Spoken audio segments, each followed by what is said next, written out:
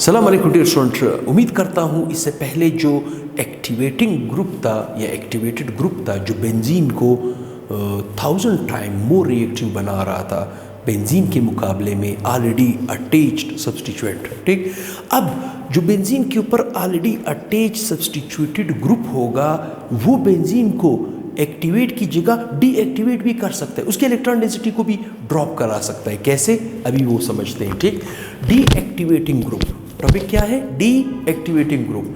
तो इसको समझते हैं। डेफिनेशन में लिख चुका हूं ताकि हमारा वक्त बचे। ठीक, ताकि हमारा वक्त बचे। डेफिनेशन मैंने क्या लिखा है? The substituent which withdraws the electrons from the ring. ऐसा सब्सटीट्यूएंट जो बेंजीन को इलेक्ट्रॉन प्रोवाइड ना करे बल्कि उसे खींचे, अपनी जानिब खींचे। ठीक, तो ऐसा ग्रुप क्या कहलाया जाता है? Deactivating. Withdraw the electron from the ring. ठीक, जैसे मिसाल के तौर पे number 1 point, the deactivating group makes the benzene ring electron poor by withdrawing electrons from the ring. Electron से जब बेंजीन के अपने इलेक्ट्रॉन को अगर वो सब्सटीट्यूएंट अपनी जानिब खींचे, अपनी तरफ खींचे, ठीक, तो वो बेंजीन को गरीब बना देगा। इलेक्ट्रॉन की डेंसिटी के मुकाबले में उसकी पुअर नेचर होगी। वो भी मैं आपको रेजोनेटिंग स्ट्रक्चर से अभी आपको ड्रा करके दिखाऊंगा, आपको कैलकुलेट करके दिखाऊंगा, आप खुद फैसला करोगे। यस, ये वाकई ये ग्रुप जो है ये इलेक्ट्रॉन खींच रहा है बेंजीन से और उसे डीएक्टिवेट कर रहा है। ठीक, वेट करें, मैं यहाँ पे सारी चीज़ें बताने वाला हूँ। Then the ring will be less reactive towards the electrophilic aromatic substituent. The reaction will occur slower. Reaction फिर slow हो जाएगा. Makes the ring more than. ये देखिए, ये point very important है. ये points बड़ा important है। ठीक, makes the reaction will occur slower. Makes the ring more than 10 million times less reactive than the benzene. अब आते हैं बेंजीन की तरफ। चलिए, मैं इस डीएक्टिवेटिंग ग्रुप को इस तरह भी डिफाइन कर सकता हूँ, दूसरी डिफिनेशन भी देखते जाए साथ साथ। ठीक, मैं ये भी कह सकता हूँ द सब्सटीट्यूएंट विच डिक्रीज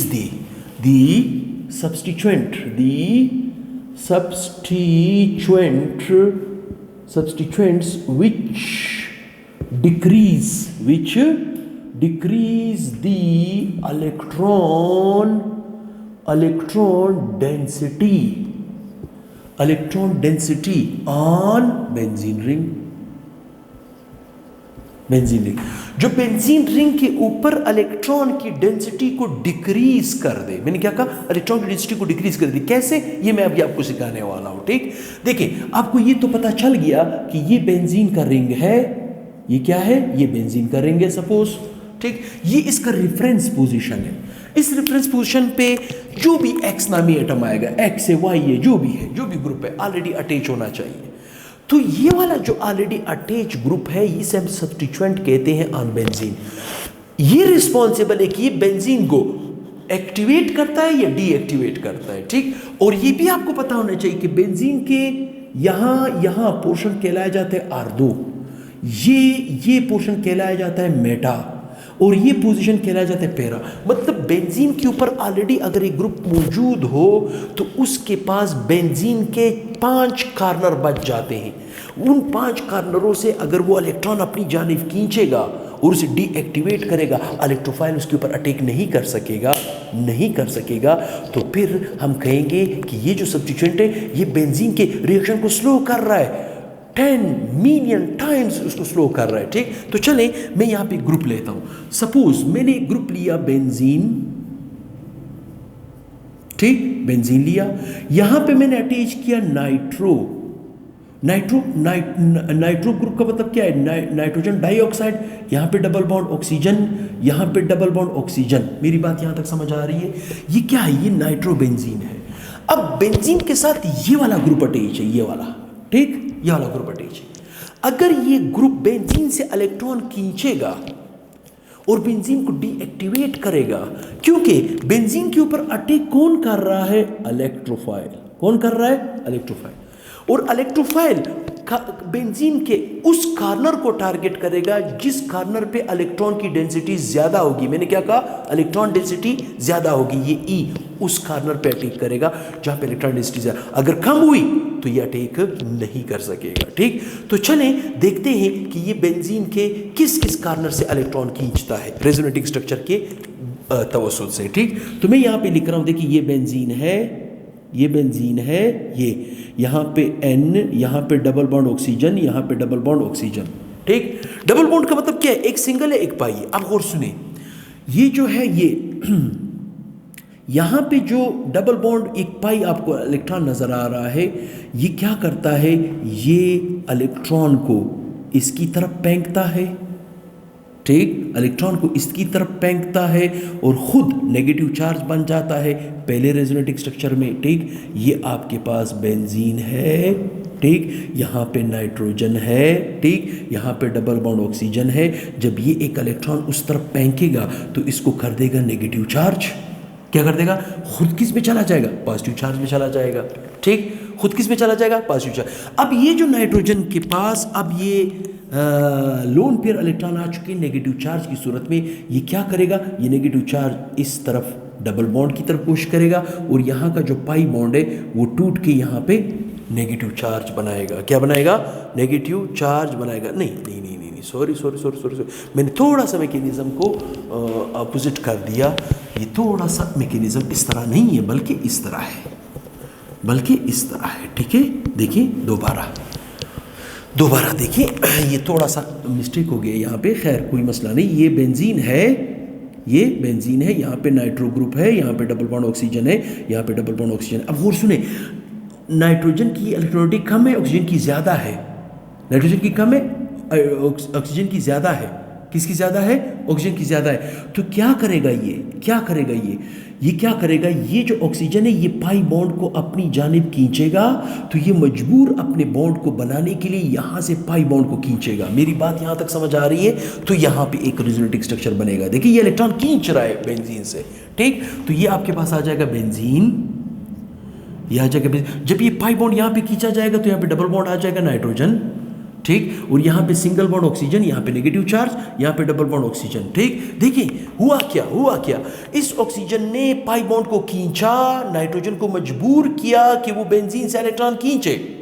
खींचने के बाद यहाँ पे डबल बॉन्ड आया। जब डबल बॉन्ड आया तो इसके पास इलेक्ट्रॉनों की कमी हो गई ना, ये पॉजिटिव चार्ज आया। यहाँ पे क्या बना? Positive charge. सॉरी, ये क्या बना? Positive charge. ये क्या बना? पॉजिटिव चार्ज बना। ठीक, अब क्या होगा? सोचो ज़रा, ये अपने पॉजिटिव चार्ज को ख़त्म करने की कोशिश करेगा ना। जब ये कोशिश करेगा तो क्या होगा? अभी देखते जाए। ठीक, ये पॉजिटिव चार्ज को, ये एटम अब पॉजिटिव चार्ज को ख़त्म करने के लिए क्या करेगा? यहाँ से इलेक्ट्रॉन खींचेगा, मतलब ये पाई बॉन्ड को खींचेगा। जब ये पाई बॉन्ड यहाँ पे आ जाएगा तो पॉजिटिव चार्ज खत्म हो जाएगा, पॉजिटिव चार्ज इधर शिफ्ट हो जाएगा।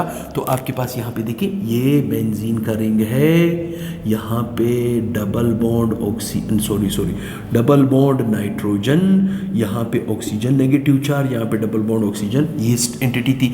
जैसे ये पाई बॉन्ड यहाँ पे शिफ्ट होगा तो ये प्लस चार्ज खत्म हो जाएगा, लेकिन प्लस चार्ज यहाँ पे अपेयर हो जाएगा। मेरी बात समझ रहे हो? प्लस चार्ज यहाँ पे अपेयर हो जाएगा। यहाँ पे तो बॉन्ड ऑलरेडी है। ठीक, अब आएगा नेक्स्ट रेजोनेटिंग स्ट्रक्चर।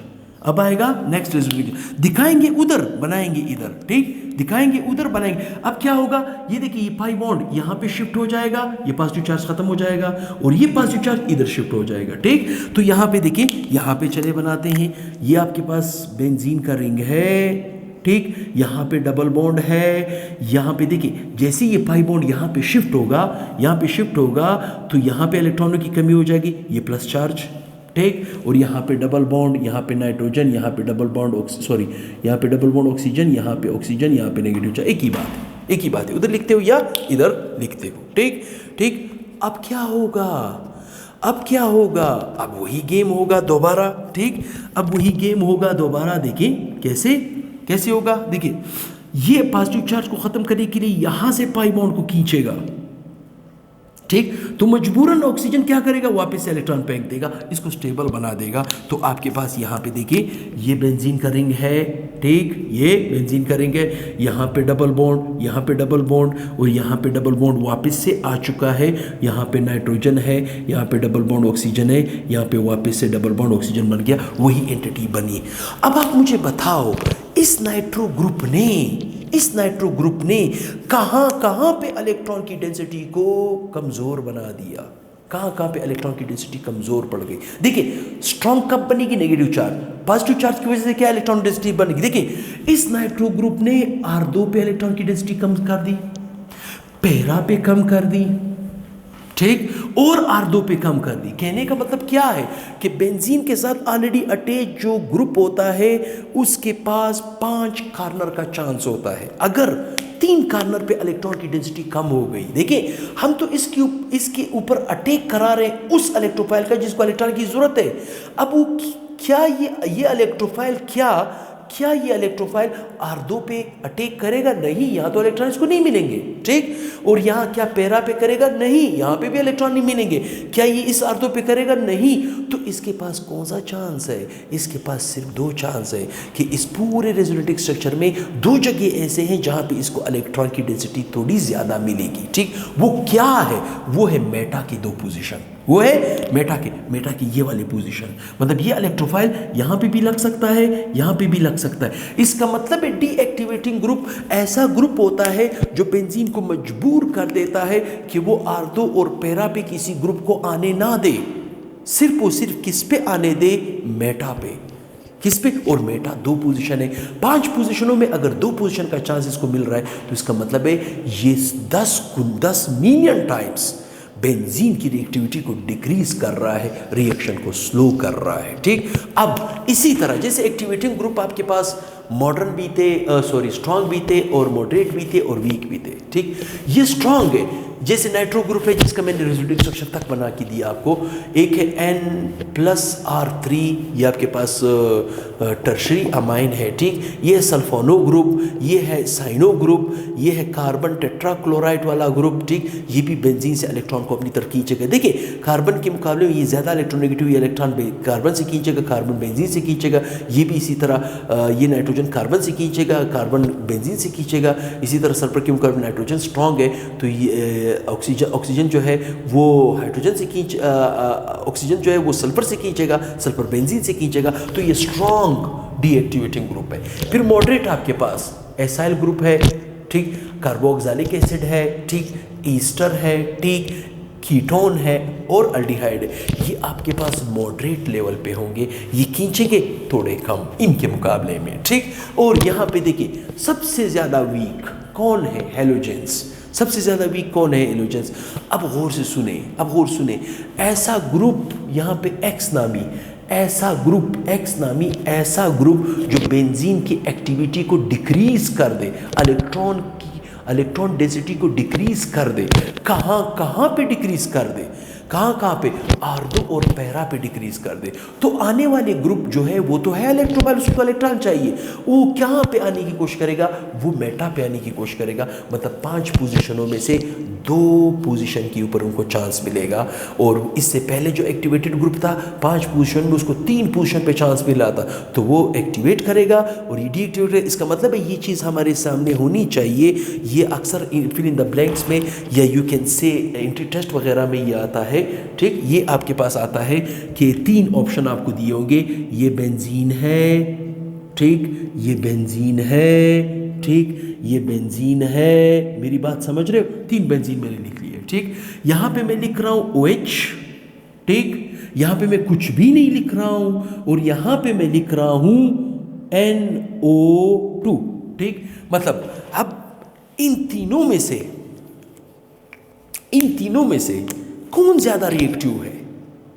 ऑर्डर कैसे बनाओगे? कौन ज्यादा रिएक्टिव है? तो आप कहोगे सर फिनोल ज्यादा रिएक्टिव है एज कंपेयर टू बेंजीन ज्यादा रिएक्टिव है एज कंपेयर टू नाइट्रो। ये एंट्री टेस्ट में इस तरह के सवाल आते हैं, ठीक। तो आपने देखना होगा बेंजीन के ऊपर ऑलरेडी जो ग्रुप है, ये देखिए जैसे OH है, OH तो इलेक्ट्रॉन रिलीज कर रहा है। OH क्या कर रहा है? इलेक्ट्रॉन रिलीज कर रहा है। जब इलेक्ट्रॉन रिलीज कर रहा है तो इस बेंजीन को वो 3 पोर्शन से एक्टिवेट कर रहा है, जबकि बेंजीन खुद इसके मुकाबले में कुछ भी नहीं है। लेकिन बेंजीन उसके मुकाबले में बहुत कुछ है, क्योंकि वो इलेक्ट्रॉन खींच रहा है। जब खींच रहा है तो 2 पोजीशन पेयर कर रहा है, कौन से? मेटा वाले। क्योंकि वो इलेक्ट्रॉन विड्रॉइंग है, ये इलेक्ट्रॉन रिलीजिंग ग्रुप है। तो मैं समझता हूँ इतना ज़्यादा डिटेल जो मैंने इस लेक्चर में दिया, तो डीएक्टिवेटिंग ग्रुप अभी आपको समझ आ गया होगा। तो किसी ने स्क्रीनशॉट लेना हो तो कैमरामैन उसको मौका देगा स्क्रीनशॉट का। और ये मैं समझता हूँ कि अब ये रेजोनेटिंग स्ट्रक्चर की मदद से भी आप इस बात को समझ रहे हो कि कहाँ पे इलेक्ट्रॉन की डेंसिटी कम हो रही है, कहाँ पे इलेक्ट्रॉन की डेंसिटी बढ़ रही है। इसे हम एक्टिवेटेड और डीएक्टिवेटेड ग्रुप कहते हैं। ठीक, तो दो में याद रखें, चैनल को कोशिश करें ज़्यादा से ज़्यादा दोस्तों के साथ शेयर करें, चैनल को सपोर्ट करें। चैनल आपका बेहतरीन दोस्त बनने वाला है। खुशियाँ फैलाएँ, हमारी चैनल को ज़्यादा से ज़्यादा सपोर्ट करें। अगर ये चैनल आपको फ़ायदा देता है तो अच्छे अच्छे कमेंट्स दिया करें, लाइक दिया करें, शेयर किया करें, सब्सक्राइब किया करें।